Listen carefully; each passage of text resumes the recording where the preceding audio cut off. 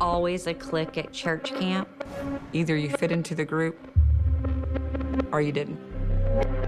She definitely wanted to be part of the it crowd, and she was infatuated immediately. He was her life. I'm not saying he's a bad guy, but she gave people chances that they didn't deserve. What if she's faking that pregnancy just to keep that dude? The search is intensifying tonight for a missing Austin mother and her baby. How can you vanish with a baby? Wait a second, you guys. We have breaking news. I was starting to put these pieces together. Oh my God, I'm over here freaking out. My stomach turned. They loved each other. Didn't make sense. I just remember screaming. I didn't see the evil.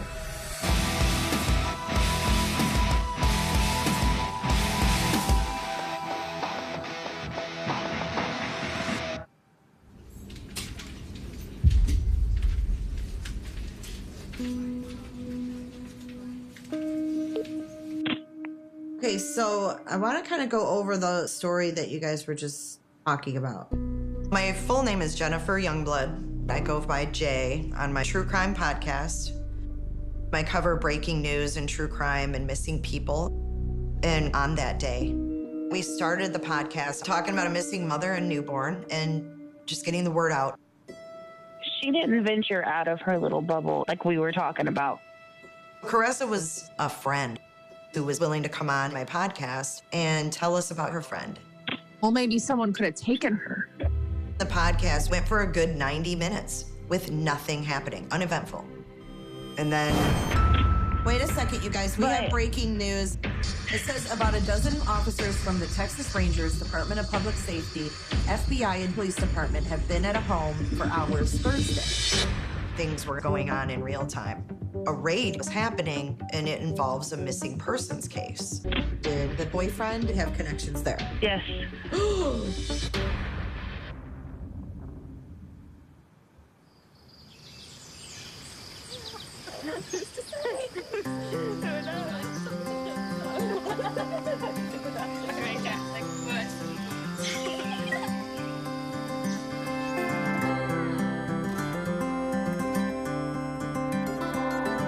I'm a little bit older, but my sister Rachel, Kelly, and Heidi have been best friends for as long as I know, of course, as long as I remember.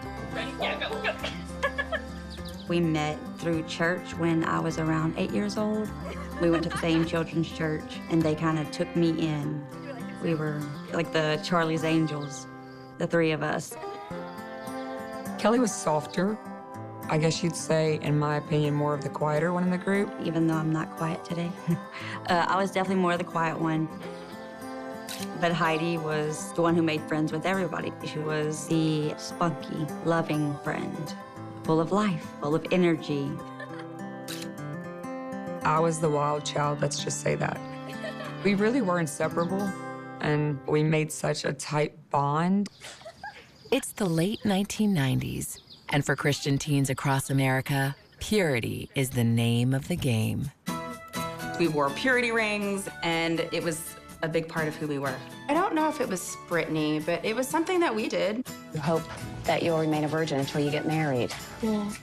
And if you're a preteen girl, they tell you it's the purest ones who are closest to God. There were girls in our youth group who would get engaged and stand in front of the entire youth group and say they weren't going to kiss till the day they got married.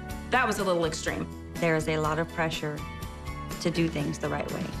There's a lot of pressure to be married before you have children, to be married before you have sex. You want to save that for your husband or your wife.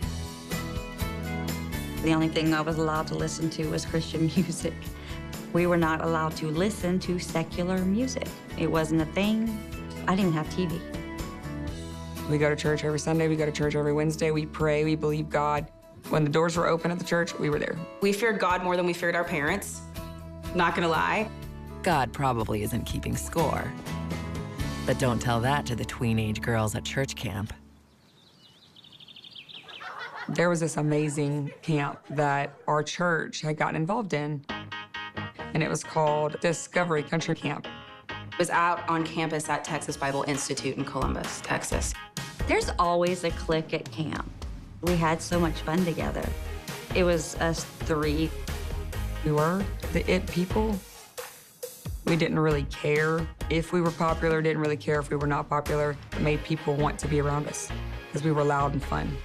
With me, Heidi, and Kelly, either you fit into the group or you didn't. Heidi and Rachel and Kelly would think that it was the it group, right? It was their group. As they say, with great power comes great responsibility. Popular girls get to choose who sits in their pew. And two other campers, Megan Humphreys and Carissa Nolte, want to be included. Carissa was very pretty. She had the cutest haircut, the cutest style, and she was also loud and fun like us. She was there every year because she lives in Columbus. There was an immediate, friend attraction there. Megan, I never liked. I didn't like her. She just rubbed me the wrong way. She was weird. And Megan was definitely a wannabe. She was never one of those people, in my opinion, that were magnetic. And she definitely wanted to be part of the it crowd, but she was a nice girl. There's nothing more obvious than the girl who is trying too hard. She didn't fit in. There was many times where I definitely walked a little faster to get away from her and exclude her from the crowd. Sometimes I wanted to go, hey, let's go early to eat lunch. And then if Megan catches up with us, she does. If she doesn't, oh well. But there's one member of the it group who always follows the golden rule.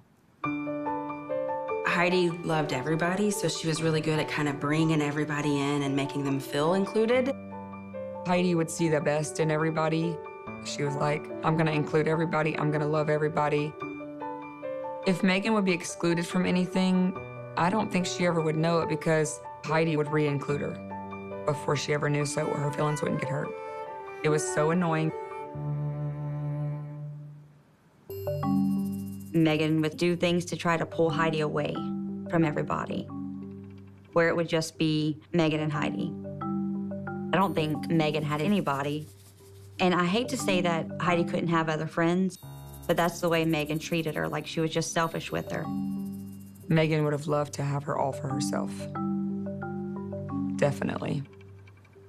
As the girls get older, they outgrow the camp drama and start their adult lives. We all grew up, and after the camp in Columbus, everybody kind of went their own ways. I got married. Rachel and Kelly went back to Louisiana. Megan moved to Houston, and Carissa stayed in Columbus. Heidi came back to Lake Charles, and she always stayed in touch with everyone. She was probably a better friend than all of us. She knew how to stay in touch with every one of us, keep a pulse on all of our lives and how we were doing, no matter where she was or where we were.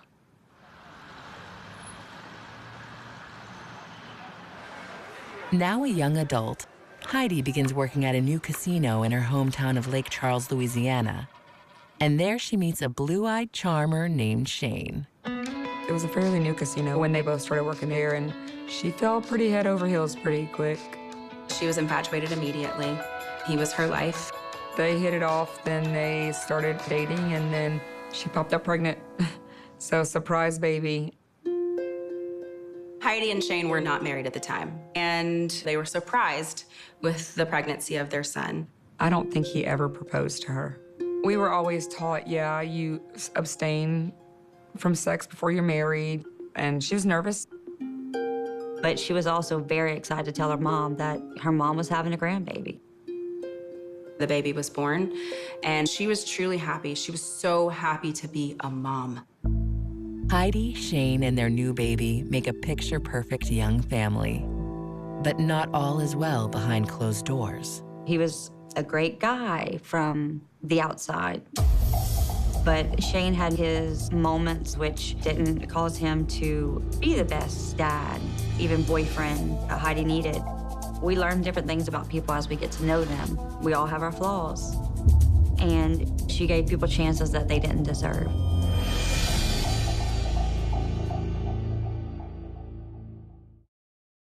You know, I spend a lot of time thinking about dirt. At 3 in the morning. Any time of day. What people don't know is that not all dirt is the same. You need dirt with the right kind of nutrients. Look at this new organic soil from Miracle-Gro. Everybody should have it. It worked great for us. This is as good as gold in any garden. If people only knew that it really is about the dirt. You're a dirt nerd. Huge dirt nerd. I'm proud of it. You know what's brilliant? Boring. Think about it. Boring is the unsung catalyst for bold. What straps gold to a rocket and hurtles it into space? Boring does. Boring makes vacations happen. Early retirement's possible. And startups start up. Because it's smart, dependable, and steady. All words you want from your bank. For nearly 160 years, PNC Bank has been brilliantly boring, so you can be happily fulfilled. Which is pretty unboring if you think about it. Some migraine attacks catch you off guard. But for me, a stressful day can trigger migraine attacks too. That's why my go-to is Nurtec ODT. It's the only migraine medication that can treat and prevent my attacks all in one. Don't take if allergic to Nurtec. Allergic reactions can occur even days after using. Most common side effects were nausea, indigestion, and stomach pain. Now I'm in control. With Nurtec ODT, I can treat a migraine attack and prevent one. Talk to your doctor about Nurtec today.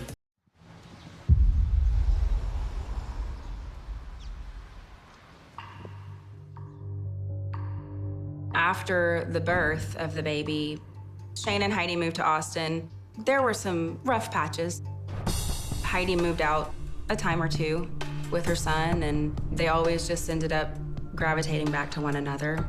But it was just very hard for Heidi. Stay broken up for a little bit and then back together break. They were that on again, off again, constant relationship that struggled. They would be really good for a long time, and then they would just break up. Heidi called me crying, and she said, I don't know if I can do this relationship anymore. It's just hard. I don't know what he wants, and I don't know what I want at this time. It was a very toxic situation between her and Shane, and she would tell me she did feel alone. Sometimes it's impossible to know what's happening in a relationship, even if it's your best friend. At that point, I think she had made up her mind that she really was gonna move back to Louisiana. And then, boom, she was pregnant with her second baby. The news is a blow to Heidi's plans. Heidi's second pregnancy was also very unexpected. It was not something she was even excited about at the time, and not being married again, not having her family. She goes, oh my God, what am I gonna do? I said, it's gonna be fine, just like it's always been fine. We don't get to decide when we're pregnant. Like, God always knows what's best, and timing is always perfect when it's a baby. And thankfully, 2 of her old camp friends are also living in Texas. Megan was in Houston, and she grew closer and closer to Heidi. And then Carissa was living in Columbus, Texas, and just a phone call away for her. Heidi, Carissa, and Megan got very close. She was closer to them than she was to Lake Charles, and we still saw her, but she started to spend more time with them. It was really just very nice for Heidi to have that support that she needs during that time. Heidi definitely kept that relationship alive. Megan and Carissa also had quite a bit of connection. Carissa was always around. I don't remember Carissa being possessive of anyone. I do remember Carissa wanting attention, but it was more of attention from everybody, not just Heidi. When I see Carissa, I hug her, I love on her, and I have no problem with her. We're just not close. Megan's life, I wasn't interested. And I mean that in the nicest way possible. And every time Heidi would call me and say, oh, I'm going to see Megan, and every time she would talk about Megan, I'd be like, you're still friends with that girl? Like, why? With Megan and Carissa's support, Heidi gets excited about the new addition to her family and is even happier when she learns she's not alone.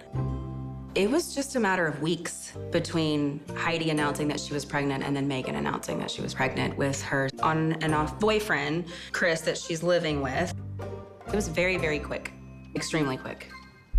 Megan had even told Heidi that they had the same due date, which was a shock to everybody. Ever heard the saying, keep up with the Joneses? It was almost like, oh, Heidi's pregnant. I gotta get pregnant now. It didn't shock me at all. It's definitely like a raining on your parade. I mean, I'm sure I rolled my eyes because I was never a fan. But Heidi never wanted to take the glow away from anybody, so she definitely didn't talk about it in a negative light or even that it was weird. I'll be honest, I was happy for her because I've experienced that and been able to walk through a pregnancy with someone that you're close to, and it's a fun experience. The thought of welcoming this blessing from God appears to breathe new life into Heidi and Shane's troubled relationship. After that point, Shane did it around about face. Shane really stepped up to the plate and became who Heidi needed him to be. Heidi chose to fight for her relationship with Shane. She really loved him, and she kind of set some ultimatums in place, like, we're gonna make this work, and we're not gonna fight, and we're, gonna do this for our children. While things are looking up for Heidi and Shane, Megan's journey with her boyfriend Chris isn't so rosy. Megan and Chris were living in Houston together. Their relationship was on the rocks, but she was pregnant with his child. I remember Heidi telling me that Megan had a rocky relationship also, and she didn't know how that was gonna happen, how she was gonna do it alone. She was living in the same house as him, but they were living on different ends of the house. So they weren't spending time in the same bedroom. They were sleeping in opposite rooms. He traveled a lot as well. He worked out in the oil fields, so he wasn't home all the time. She was there by herself. Megan leaned on Heidi for support, and she was like, I can have you to help me if I become a single mom.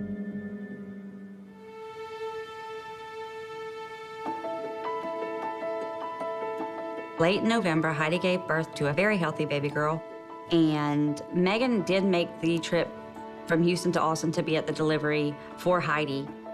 To my knowledge, she was given a key to Shane and Heidi's apartment to go spend the night there that night because Shane did not want a pregnant girl to drive in 2 hours back home that far along in her pregnancy.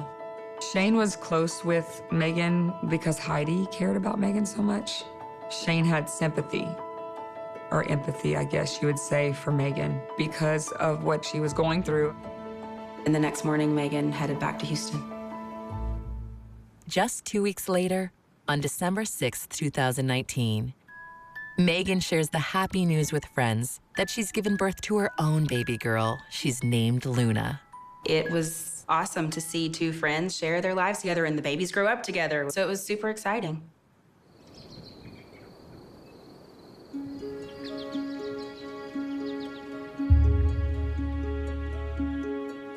I got a phone call that afternoon from Shane asking if I had heard from Heidi, if Heidi had taken a day trip to meet me. I was like, why would Heidi be with me? And he's like, she didn't pick up our son from school. And that's not like her. It's absolutely not like her.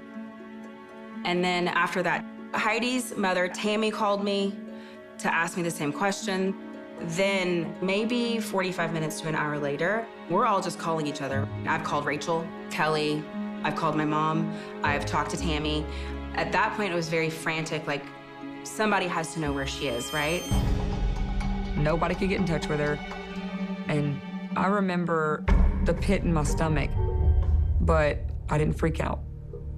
Felt like she was okay. She's okay, everything's gonna be okay. I tried calling Heidi, texting Heidi. I was just hoping, you don't even know what you're hoping for. It was definitely like Heidi vanished. But how can you vanish with a baby? Spring break! Spring has sprung. These bakers are serving up sweets inspired by spring celebrations. I feel it now. The party is here. And you're invited. This is the epitome of spring. All new Spring Baking Championship, Monday at 8 on Food Network. What's it like to hear from the people actually living the headlines? I'm Audie Cornish. My CNN podcast will talk to the people behind the trending stories. I've got a lot of questions. The Assignment with Audie Cornish. Listen wherever you get your podcasts. There is no media personality, businesswoman, celebrity chef like her. The Many Lives of Martha Stewart, now streaming on Max. Sex sells. She knew how to work her looks. But it can also be lethal. He was selling his body to the wrong person. They find him on the floor, drenched in blood. Lethally Blonde, all new. Monday at 10 on ID.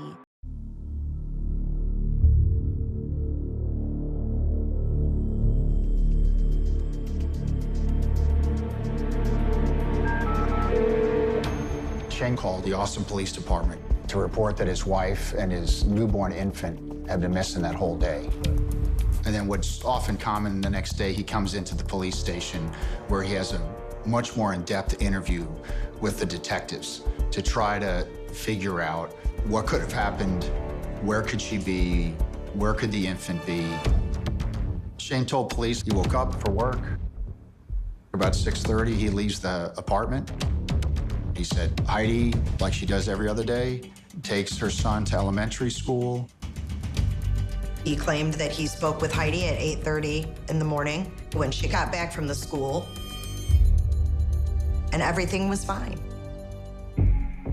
When Shane got off work that day, he tried to call Heidi on the cell phone, wasn't able to reach her, and then he went back to their apartment.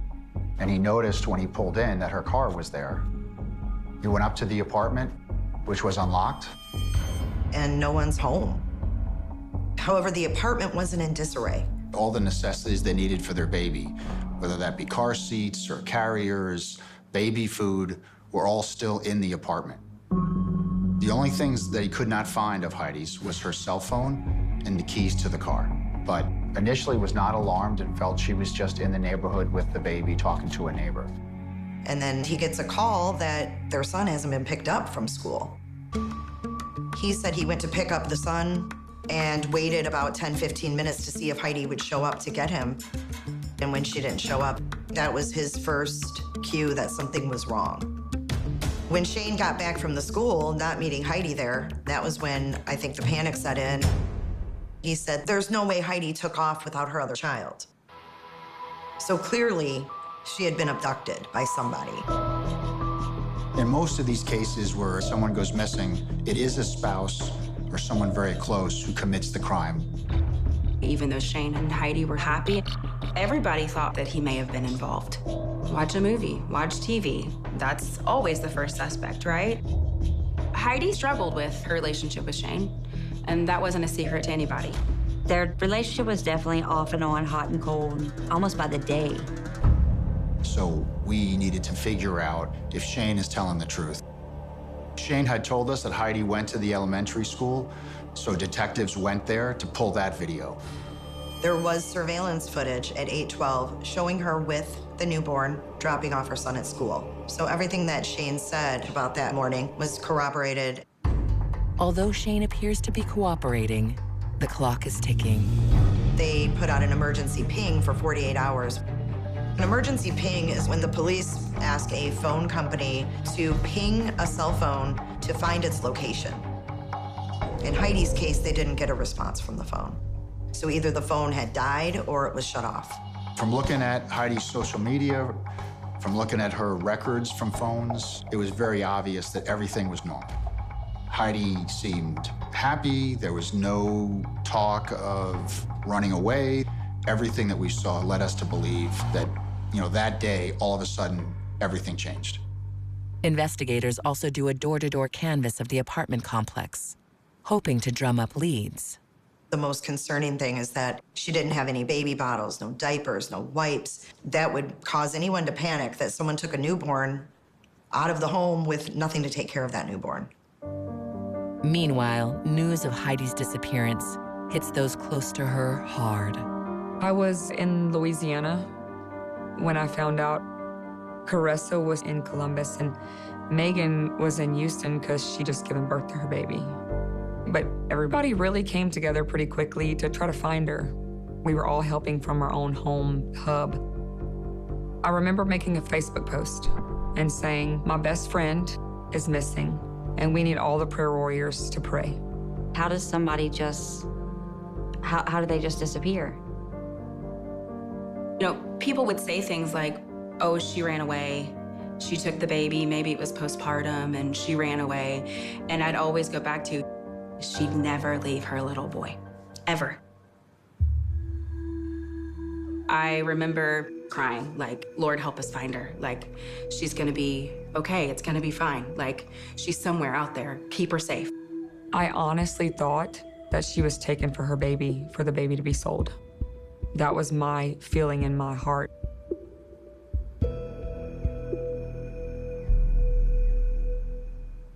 We've been working this case continually. We have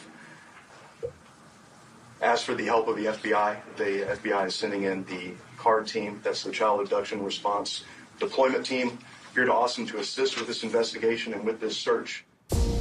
Austin Police was doing everything that they needed to do, but one of the real benefits that the FBI can bring to bear is massive manpower, a lot of specialty things to aid those police departments. And that's really why the FBI got so involved.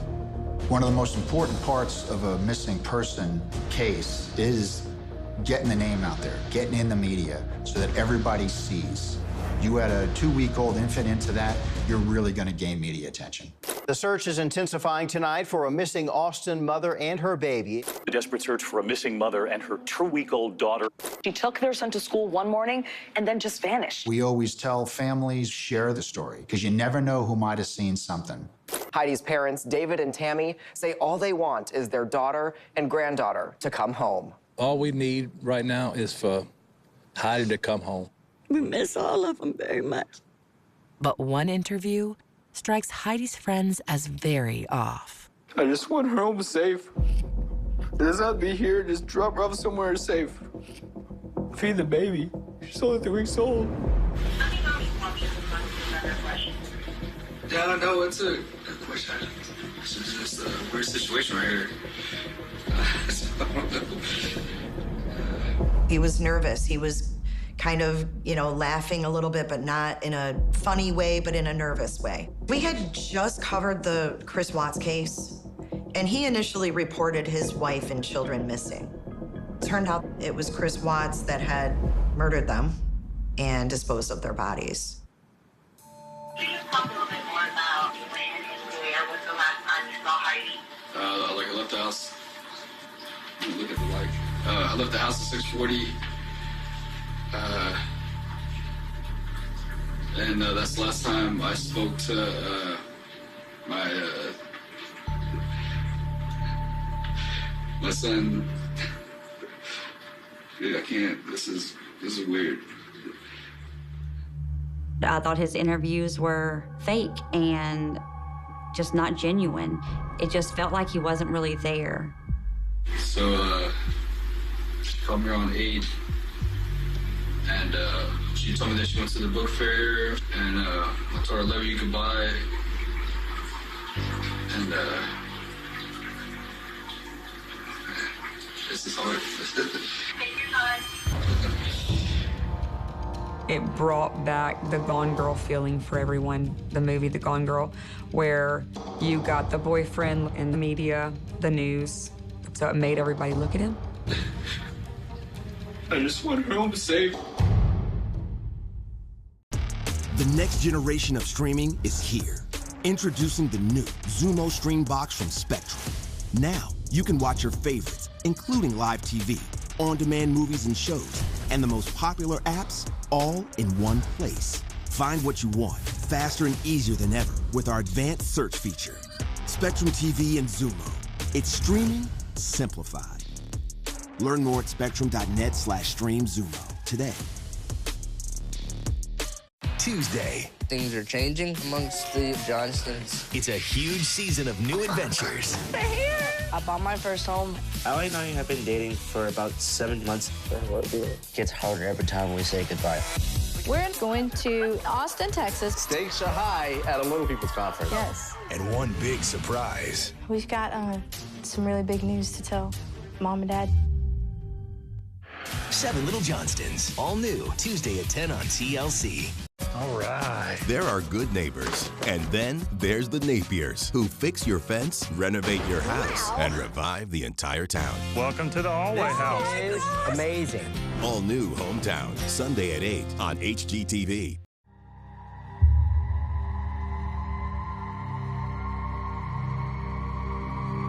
We miss all of them very much. All we need right now is for Heidi to come home. For one heartbreaking week, Heidi Broussard's best friends have been doing everything they can to find her and her newborn daughter. I wanted her face everywhere. I wanted everybody to see, this is Heidi. If you see her anywhere, please let us know. Please let the authority know. This is the baby. This is what she looks like. And while all eyes are on Shane, there is still no evidence to prove he's involved with Heidi and his daughter's disappearance. There were a lot of comments online about Shane, about how he was acting, about the interview that he did. Was he genuine? Was he not? You know, we don't run investigations by posts made by anonymous people on the internet. You can't let it drive you, because that'll drive you to a bad place and you'll waste a lot of energy. There was really nothing that we could do except for pray and spread the news on social media and spread the news on the news and hope and pray that the cops were doing their job. As time goes by, we certainly started to think that, unfortunately, the longer we go, the worse this is going to get. And we did have a belief that, hey, we may not find Heidi alive, but we really did feel like we were going to find that baby.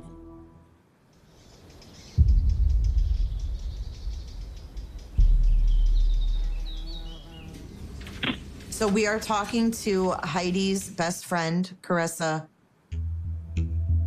Carissa was wanting to come on and spread the word about her friend Heidi and getting the information out there. Carissa wanted to talk about Shane. Heidi and Shane had some struggles. They had a rocky relationship. We talked a lot about their past relationship issues, some minor breakups, get back together type things. Like, man up to the stuff that happened in the past. You know, if y'all had been getting along great during your pregnancy, except for a few times, you know. I felt like Carissa was overstepping her bounds.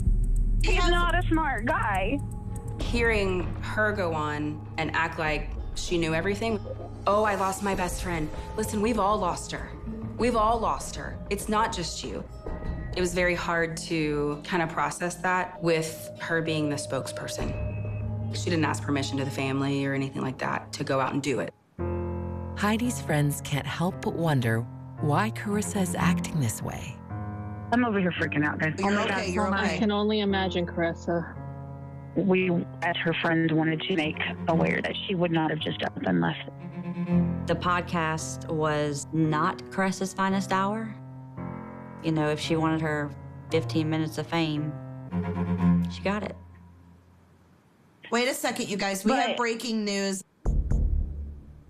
Suddenly in chat, someone says there's a raid going on in Houston, and it involves a missing persons case.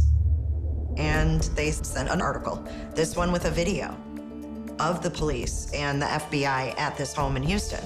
So I click on the link and I go to the video, and they're showing this house on Bojack Drive. It says about a dozen officers from the Texas Rangers, Department of Public Safety, FBI, and the Austin Police Department have been at a home in Houston for hours Thursday. So the presence of Austin police has prompted our questions on whether this is connected to the disappearance of Austin mother Heidi Broussard and her infant daughter. Carissa said she wouldn't be in Houston. That's not Heidi. She didn't venture out of her little bubble in Austin. Did Shane possibly have connections to Houston? Yes. I mean, we all are talking about Shane, and I think that we need to keep every possibility open. So someone in the chat searches up the real estate on that house. They find a Christopher Green. Then they search Christopher Green. They find a baby registry. There is a baby registry to the owners of the house. Like an active baby registry? Yeah, like Megan, Humphrey, and Christopher Green have a baby registry. Oh my God, that's Megan's house. Oh my God. Oh my God. What? That's Megan, her best friend that met her at church camp with me. What? She would not be there. Well, that's what they're coming up. Megan Humphrey. I'm saying Heidi would not be there. I've talked to Megan every day, all day. She's been like sick over this. She just had a baby. This girl Megan just had a baby? Yes. How long and ago? Her name's Luna. She's 15 days old, 16 days old. Her and Heidi are best friends. She was there in the room when Heidi had. Oh, wow. Megan doesn't live in Houston, though, does she? Yes. Oh, my God. I didn't even think about Megan because, like, that's our best friend. We sent you to America so you could be our mom. There's treachery within our ranks. Maybe there is no spy. Only the spy says there's no spy. You a communist sympathizer?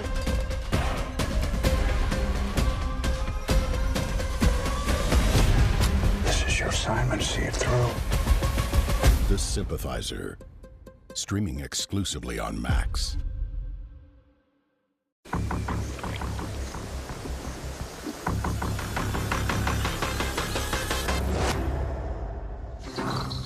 Hey, food here, stay for me. Silly! Oh, it's coming back. This is crazy dangerous. We had to haul ass before they can get over here. We're on the menu.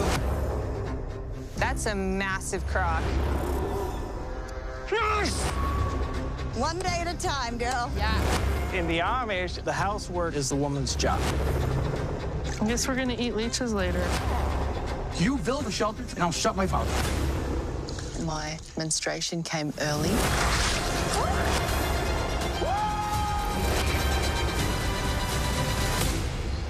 Wish me luck. The original Naked and Afraid. New. Sundays at 8 on Discovery and stream on Max. Are we crazy taking on a project in another country that we don't speak the language? Obviously, yes. Jenny and Dave try to fix an Italian villa. What were we thinking? All new Fix It or Fabulous Italiano. Tuesday night at 8 on HGTV.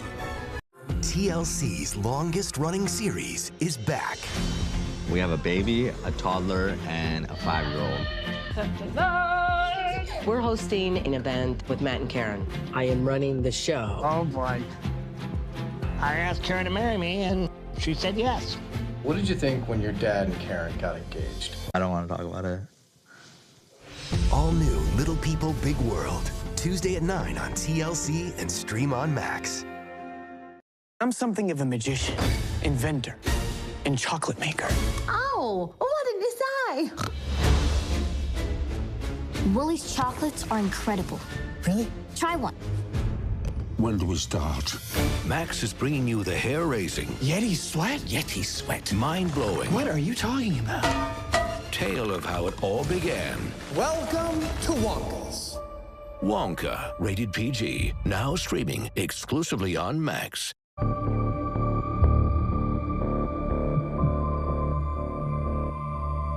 Looking at every piece of this case, we were more looking at the angle as, was Heidi taken because of the baby? So one of the interviews that occurred was going to the hospital and interviewing the nurses. And it was during one of those interviews where a really important piece of information came out, where one of the nurses described how Heidi's friend Megan was present during the delivery, and she seemed almost possessive about the baby. Tammy, Heidi's mom, said that Megan was acting very, very odd, but Megan also kind of was putting herself in between Tammy and David to get to the baby. It was very strange behavior. Tammy said to me she should have never even been here in the first place. I thought to myself for a split second, I wonder if she's faking that pregnancy just to keep that dude. Like, I wonder if she's just saying she's pregnant so that way she doesn't lose her boyfriend. And I just kind of left it at that. With Megan's behavior and strange reaction in the delivery room, we started to look into her. And we had learned one of the people that lives at Heidi's apartment building said they saw a 4-door light-colored car parked where Heidi's apartment was. And she saw a woman walk out of the apartment building holding a newborn, and another woman get out of the car and greet them. And then the witness said the woman got into the back seat of this car, and then the car drove away. Now we have a description of a vehicle that we can start doing some research on. Then we find out Megan has a 4-door light-colored car. With Megan as their primary suspect, investigators quickly get boots on the ground in Houston. The FBI and the Texas Rangers put surveillance around Megan's house in Houston. Part of that surveillance included a Texas Department of Public Safety aerial surveillance asset. And they could clearly see in the back of her house, her car that was registered to her, which also fit the description of the car that was seen in front of Heidi's apartment when she went missing.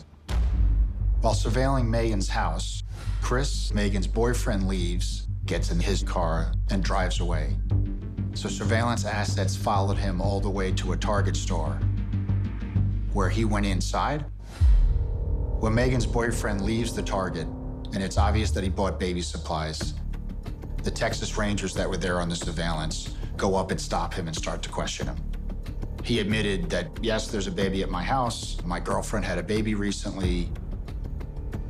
He said Megan had the baby. She had it while he was not there. She brought it home. And then they showed him the picture of the missing 2-week-old infant. He said, that's the baby at my house. He believed that she was pregnant. He saw that through the course of the summer that she was getting bigger. They were no longer romantically involved. So he said, I didn't see her naked, but I think she was pregnant. He came home and there it was. And we believe the boyfriend had nothing to do with this. Based on the interview that the Texas Rangers did with Megan's boyfriend, they determined that there was a life safety risk and that they had to immediately enter that home and search for that baby. When the Texas Rangers went into the house, they found Megan, and they immediately found a baby as well. The newborn is quickly removed from the home. When the Texas Rangers interviewed Megan, and she gave them a story that she had had the baby at a birthing center. She couldn't remember the name of the birthing center. She didn't know where it was. The only people present were the doctors and the nurses from the birthing center. So obviously that story immediately did not hold water. A DNA test confirms the baby is Heidi's daughter. But there's still no sign of Heidi. One of the Texas Rangers walked by Megan's car and smelled the very distinct odor of a dead body and decaying flesh. If you've been around dead bodies, unfortunately, it's not an odor that you can easily forget. The search was stopped, and then a warrant was requested so that they could search that vehicle. Once they searched the vehicle, unfortunately, they found Heidi in the trunk of the car in a bag. The police quickly determined that Heidi has been strangled to death. Megan was arrested that night at her house. This is where she was taken, the Harris County Jail, on 2 charges of kidnapping and a charge of tampering with a corpse. When I found out that it was Megan, I was in disbelief. I knew she was expecting a baby. It didn't make sense to me. I tried to connect the dots in my head, like why would she do that to Heidi? She was her friend. Claimed to be her best friend at the time. Like, why would she want to hurt Heidi? I just remember screaming. I was by myself. And we didn't know Megan was gonna hurt anybody. That's not a thought that crosses your mind, ever. Even I feel like even if somebody warns you that it's gonna happen, you don't believe it's really gonna happen. I didn't see the evil in Megan then.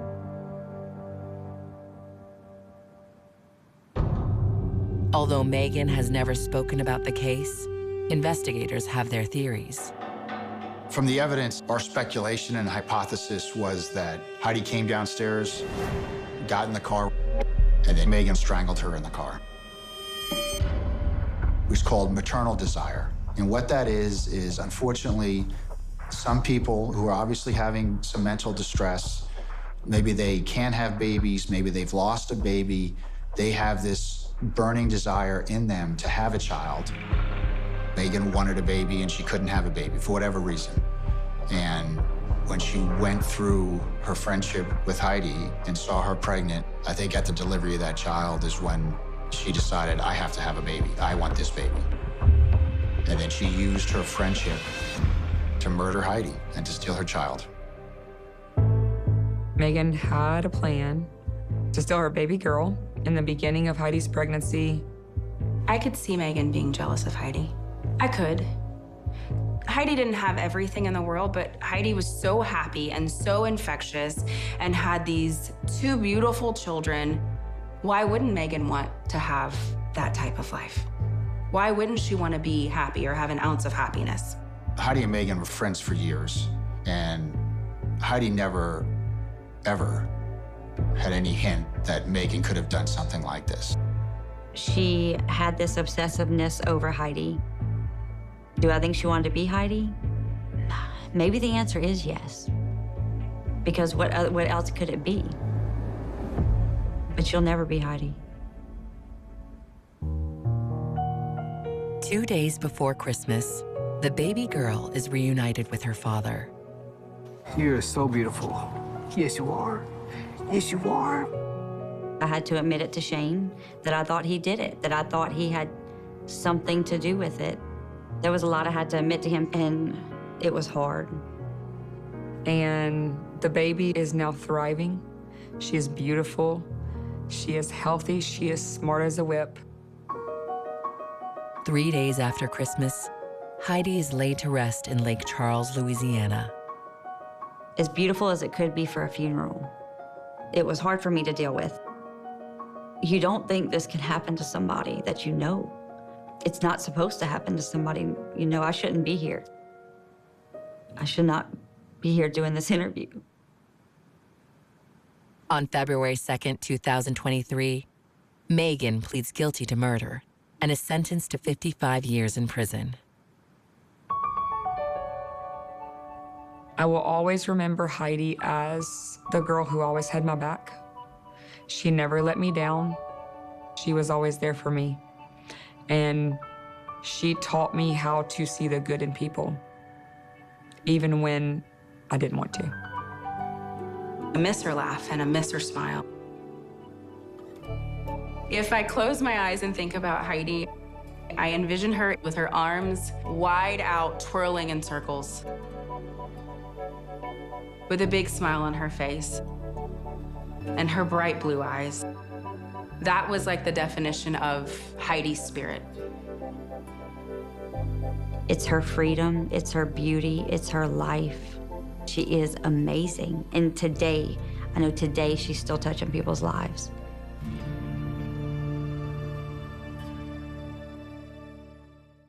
On the next Mean Girl Murders. The hoodlum girls had a lot of attitude. They all smoked, had sex, and they all fought. As the queen bee, she wanted people to fear her. She did it with the full joy in her heart. They wanted that girl to suffer. There's no hell big enough for these girls.